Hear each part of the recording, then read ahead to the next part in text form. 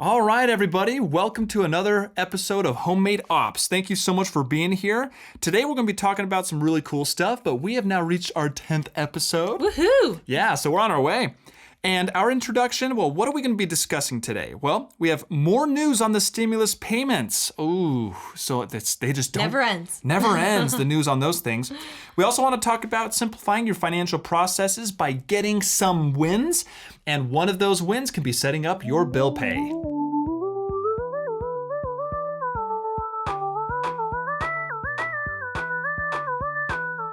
Okay, so the news for you, we're coming back to the stimulus payments, but it's kind of an interesting topic. You know how we talked about be careful, avoid scams, are all around this? Well, there's an article, it's actually from Vox, and it's titled, Why Millions of Americans Are Getting Coronavirus Stimulus Payments on Scammy-Looking Debit Cards. It says the federal government is sending out financial aid that looks like junk mail. So I guess they started sending some of the stimulus payments on debit cards that looked like junk mail, looked like scams. So people are like throwing them away or not really knowing what they are. Can you believe that? Which is really shocking to me. I don't know why they would do that. So just be careful when you see those. I mean, Yeah. Now here's the thing. Some of these things can be scams. Yeah, that's pretty typical to get scams like that. Exactly. So just be careful, pay attention to them. Make sure it's official by going online and checking it. But yeah, absolutely. So I would just watch out for that. Check your mail. Make sure you don't miss, if you're still waiting on your stimulus payment, make sure you don't miss something that kind of looks like a scam. But also be careful because there are scams that look like that. It is so tricky living in today's day and age because we have so much crap that we have to look out for now. I mean, people, like there was I think the Wall Street Journal reported not long ago that over like $100 million from the stimulus package that first came out, scammers got their hands on. That's horrible. I mean, they're just doing some crazy stuff. I don't know if it was 100 million, maybe a little bit less, maybe a little bit more, but you got to be careful out there. And they rushed this process to try and get these out quickly.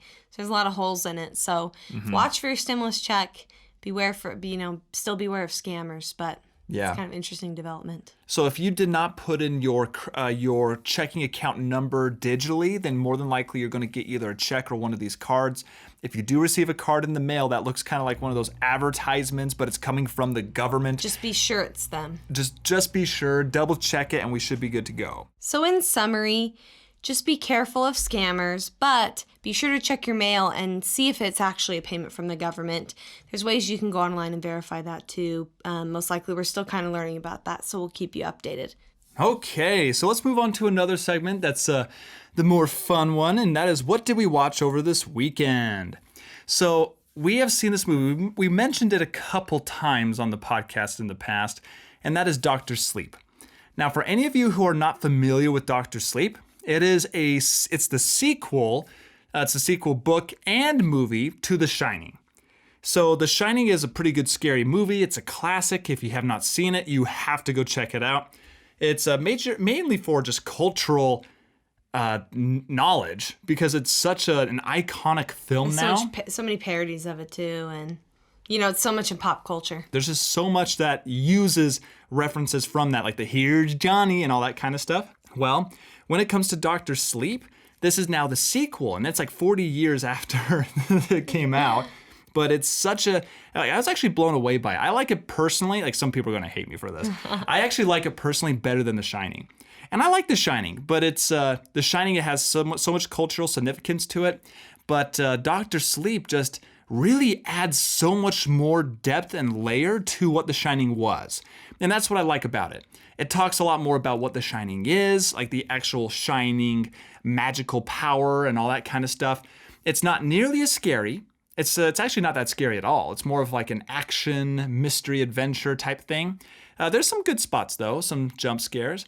But for the most part, the show just dives into a much more emotional and intense depth on what these characters are doing and how do they actually handle this mystical power. Yeah, The Shining is much more of a pure horror movie. Mm-hmm. And this one is a little bit more of like a suspenseful thriller. It has some horror elements for sure, but most of the movie's not very scary. It's a little bit more of a suspenseful movie. I really like it too, and it has Ewan McGregor, who I love. So So if anyone's heard of ClearPlay or VidAngel, any of those filtering companies, they're really cool. We were able to watch it via our ClearPlay. So that way we're able to edit some of the bad stuff out. Like we don't like listening to a whole lot of language and stuff. If you're all fine with it, that's up to you. It is rated R. Well, there's a really harsh scene in it too. Yeah. That I was like, ooh, I can't watch. It's too intense. Yeah. So just consider it. It's definitely not for the faint of heart, but it is a very, very good movie if that's something that you enjoy. Okay. So now let's go ahead and talk a little bit about what we're going to be discussing this week. And this week, we actually have an interesting topic for you. And that is simplify your finances so you can get some wins. So there's a main principle that we want to talk about here, and that's becoming overwhelmed. Now, for many of you, the reason why so many people don't get into their own personal finances is because they just don't want to look at it. They get overwhelmed. They think of finances and they get scared. They look at their current situation and they think, oh my gosh, how am I ever going to be able to save? How am I ever going to get out of debt? How am I ever going to pay off this car? You know, I think they too also think about how am I ever going to understand how to invest my money? How am I ever going to learn all of this? I'm, a teacher or a plumber. I don't work in accounting or finance. Especially the if you're knowledge not is overwhelming. Yeah, especially if you're not a business person. If you didn't graduate in business or anything like that, it's so easy, you can easily get overwhelmed. And then that can add to emotions that don't produce positive outcomes. What I mean by that is a lot of times if you get overwhelmed with something, you become really snippy. And maybe you start snapping at people or getting mad at them if maybe they're not spending properly. Let's say you have a partner, a spouse, or whatever it is, and they start spending a little bit extra on the credit card. And you said, we talked about this, and then you start getting mad at them. And then boom, because you're overwhelmed with the financial burden, and all of a sudden now you're trying to think, oh, okay, well, it's their fault that I'm feeling this way. And just a whole lot of bad emotions kind of come from it. But what's the goal? The goal is for both of you to become financially literate, to become financially savvy.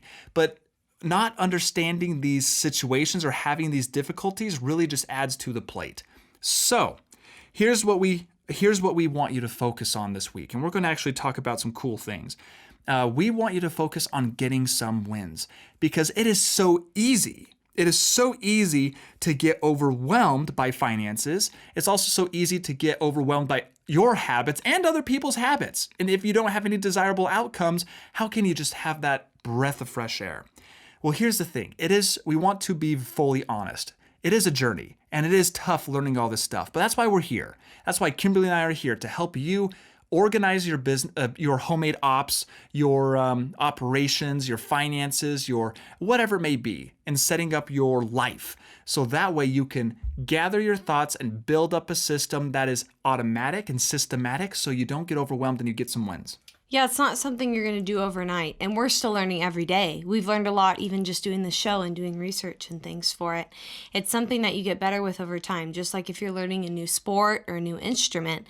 And that's what we're hoping to do with this show is break it down into small things you can do each week to make your life a little bit better and to learn more about finances, to learn a little bit more. So all of a sudden, before you realize, you're a pretty educated person, with finances. But it's difficult to start doing that until you have those wins because it's difficult to start on that journey because like Todd was saying, you get caught up in the emotions of it. So how do we avoid this then? How do we actually start on this journey? Because it's like when you look at a mountain. You're at the base of the mountain, you're like, ooh, I want to climb that and get to the very top. And then you just look at the mountain, you're like, oh, and get discouraged. And then you turn away and walk away. I personally believe that's what most people do with finance and setting up their other homemade operations. So here's what we're going to do. Take one step. Take one step forward. Go on that mountain. Know where you're going, but then look down. Look up so you see where you want to be, but then so you at least have the direction, but look down at your feet and then take it one step at a time. So sometimes all it takes is just a little push in the right direction or one little win to prove that you can do it and that you can overcome the feeling of being overwhelmed. Actually, Kimberly has last week, Kimberly had an event happen at work that I think really relates to this topic. So it's kind of putting her on the spot, but do you mind sharing a little bit about you actually had an event at work that was a little overwhelming, but you handled it in a way that produced a positive outcome, right? Yeah, I love talking about this topic because I feel like there's more I want to learn. Because overwhelm is honestly something I've struggled with my whole life. Just feeling overwhelmed, where I don't even want to get started. And sometimes you just need that push in the right direction. So work had been really stressful. There's a particular project where there are a lot of high emotions around it, a lot of different parties involved, a lot of fingers pointing at each other, kind of a lot of blame. And I had this meeting that I was really not looking forward to. I know a lot of people were going into it really frustrated, and there was a lot of tension. And I was frustrated too, just about how the situation was handled. And I was kind of ready to go in, fists up, like, this didn't go right because of this, and I'm not happy with the results, blah, blah, blah. And Todd and I talked a lot about this idea. There's a book called Crucial Conversations. A very good book. If you want to gain some perspective on how to handle tough situations, I highly recommend reading this book, Crucial Conversations. So a lot of times we talk about that after maybe I have a flustered conversation at work or have just something where just in general in work or in life where the situation didn't go great, and we talk about after the fact, right?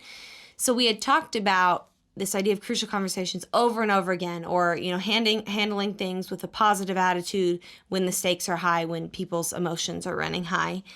And going into that meeting, I just had this thought right before. I was like, wait a minute. This is a situation that I want to handle the way I've always handled it, where I'm really frustrated about it. And a lot of people are frustrated about it.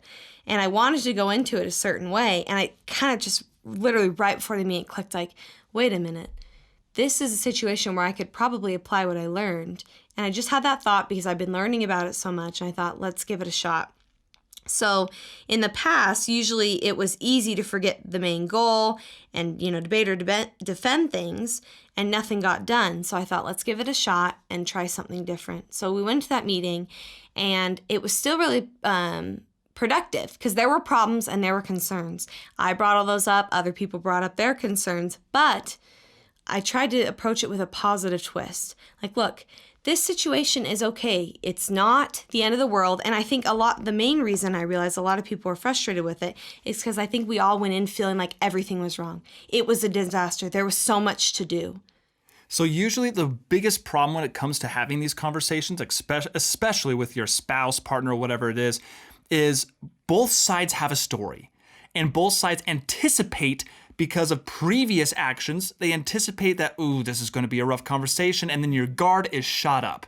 So the idea of this book, Crucial Conversations, and also having these conversations in your own financial life, is to eliminate that guard by making a safe area where you can actually have very intense, complex conversations, but you're able to have those because now everyone's guard is down. Everyone knows that, hey, I am a good person and I'm with a team that people care about me. I'm not threatened. And because that threat is gone, it's okay, let's see if we can work this out. Let's see if we can build upon this. So when we went into that meeting, I thought, everybody's frustrated. Everybody feels like I'm going to come out of this with 50 hours of extra work. There was a lot of overwhelm in the situation. And I went in and kind of simplified it and said, look, let's just talk about the few specific issues and let's identify the processes so we don't have issues going forward. And we talked about how a lot of it was pretty hyped up. There'd been a lot of changes made to fix the problems going forward already. So really, we just needed to get those documented, get the changes in the process documented, and fix a few other issues, and then it was okay. It wasn't as much work as we all thought it was going to be. And we realized that everybody was trying to do what was right. Everybody was trying to make the situation better, but everybody, I think, felt a little bit overwhelmed by the issues. And a lot of times, when you have one small problem, it feels overwhelming because you feel like, well, if there's one small problem, there's probably a billion small problems that I'm going to have to deal with. And your brain kind of tells itself, this is going to be a lot bigger, sometimes than it actually is. And I think it's a bit of a defense mechanism. Like, okay, there is something wrong with this one little process. Does that mean the whole process is messed up? And so battling that overwhelm and that defensiveness, it allowed us to have actually a not too long and really productive meeting where we all came out with a few simple to-dos and everybody felt a lot better about working with each other. Because you're going to have, especially, in your relationships, when you're doing your finances, you're going to have to work together for the rest of your lives. Oh, yeah. Or in your job, you're going to have to work together with these people. for as long as you're in that job. So if you can come at it with that feeling, everybody's motivated to do a better job. So if you can take this, or what I learned from this really is that I had this really positive experience where I felt like all that changed was my attitude going into the situation. Thinking, okay, you know what? Maybe this isn't as overwhelming as I thought, and maybe let me approach this with a let's see how we can fix it and just move forward attitude. And it was really amazing because of the win I had, it changed my behavior, or because I changed my behavior or how I approach a situation, I had a positive energy that spilled over in my personal life. My whole week was better. Before we were filming this podcast, Todd sat down and said, what happened last week? You know, you were able to get all this stuff done. It was really productive. He was honestly curious, like, what changed? And I told him, I think it stemmed from that meeting. It's at the beginning of the week, and it gave me this strength, like, wow, if I go into this and realize that my overwhelm is not correct, that I just battle that overwhelm with a positive attitude, and having that little win where I did that and the situation got better, then that little win applied to the rest of my life. And I was able to take that to my personal life and accomplish a lot of things that I wanted to do this week. And so it was really amazing how one small win of me applying a principle that we talked about made the rest of my life so much better. So I actually really like that story because I think it really does apply to finance and your own topics at home when you're setting up your homemade operations. When you're setting up your homemade operations, you're going to be confronted, if not much now, you will in the future, with really intense conversations and topics that you really should learn to navigate. And the trick is, it's not just becoming positive, right? Because if you enter in a room that's positive and be like, let's be happy, everyone, and people are mad, like, that's not necessarily what Kimberly's talking about here. There's strategy involved with it. And so we'll talk about in future episodes how to handle those crucial conversations and some strategies on how to adjust those. But the main point that we're bringing out here, though, is when you actually do apply these principles and have one little win, it just shows you that you can do it. And that will provide you with some tremendous energy where you think, you know what? I can actually set this up and I can achieve my goals. I was thinking about it and I realized that you can learn and discuss something for years. You know, we talked about how to handle tough work situations millions of times because I've had tons of those over the years and worked with different people. But it's when you actually do it and it works, something happens in your brain where it's different. It's like it becomes a part of you because your brain and your heart are now aligned in their purpose. They know what they're doing. It's like your body gets it. Sort of like when you're watching a YouTube video about snow skiing, you think, oh, that's great, cool. But when you actually do it, your body and your mind have to feel what it's like to do it. So you can learn about finances, you can learn about, self-improvement, making your life better. But then when you actually do it and it works, it's like your brain goes, oh, I get it. Okay, yeah, I can do that. And it learns it and it's more willing to apply it the next time. So maybe you're struggling with something financially, like the idea of budgeting. It's really painful. You're having a hard time. You've learned about it a bunch of times. You know you need to budget, but you and your spouse hate doing it, or you just personally hate doing it. You fight, whatever.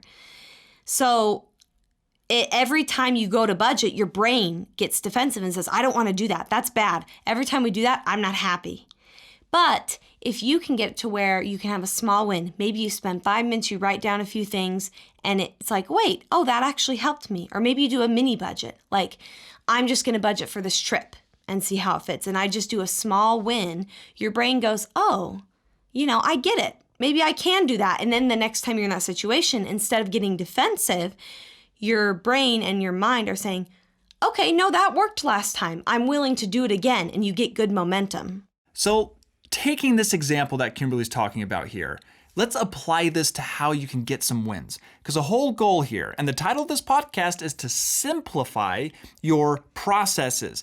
Now, the reason why we want to simplify your processes are so you can get to those wins faster. So that way you can see that, guess what? You can do it. Even with that complex, huge mountain there, you can do it. If you want to run that half marathon, you first have to run the first mile. And you have to practice running that first mile before you can get to the second and the third. So we have a tip for you today. So number one, of course, simplify your processes.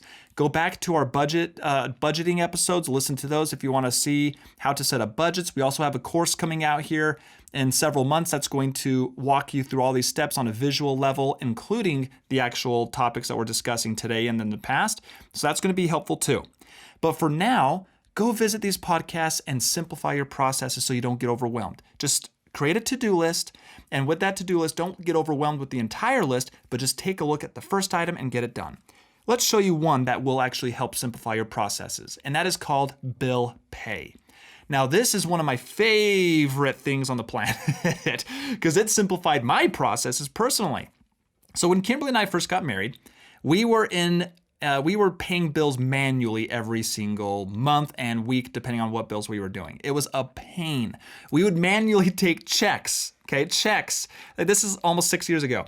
We were taking checks and going to drop boxes and mailing them because that's how a lot of these companies took payment. Or if anything, we'd just log into their individual portal. So you'd have like 6 things you have to log into to pay. Yeah, so you would log in or maybe set up some automatic payments with your credit card, whatever. But we were thinking, okay, there has to be a better way to do this. So Kimberly and I were thinking, okay, let's, instead of setting up our credit cards, because at the time we had limits on our credit cards that were pretty low. So we were just concerned about overcharges if a lot of these companies would charge a lot of things and then we just reach that max and then we would get some sort of fine, or some sort of fee. So we were thinking, okay, that's not the best scenario for us right now. What would be the best scenario? And we found a really cool tool called bill pay. Now, most of your banks will offer this, but there's other places like other apps where you can actually set this up. Like Mint, the actual app, has a bill pay feature. There's other, those apps that we were talking about, those budgeting tools that you can purchase. A lot of those have bill pay functionality as well. But most of your banks are going to have this feature. What bill pay will do is from one page, you can actually set up all of the different bills that are usually automatic or that you can automate. So all these different bills like your mortgage payments, car insurance, cell phone plans, whatever it may be. Any bill that is reoccurring, you can actually set up on bill pay. You put in account information, and most companies have support for this, which means you can go and to their page and type in bill pay in their search from the website, and they usually have a routing number or account number that you can route to send in your information. You put that on your bank information on bill pay, and guess what? With a few clicks and a few entered information, you can pay all of your bills at one time. Makes it easy. It's also secure. Generally speaking, a lot of these banks will, not every bank, but most banks will actually put the money kind of into like an escrow dummy account and then send it from there rather than directly from your account. So that way you're protected if you send information over the internet. So that's pretty cool. And also, if you can't pay them electronically through bill pay, a lot of these companies will actually offer you check writing. Well, they'll write a check on your behalf and even mail it for you to the company. Yeah, it's pretty slick where you just go in there and it has all of your bills. You type in the amount and you put the date you want to pay it so you can literally just pay them all together at once. And this is something that's cool because you could probably get this set up in less than an hour.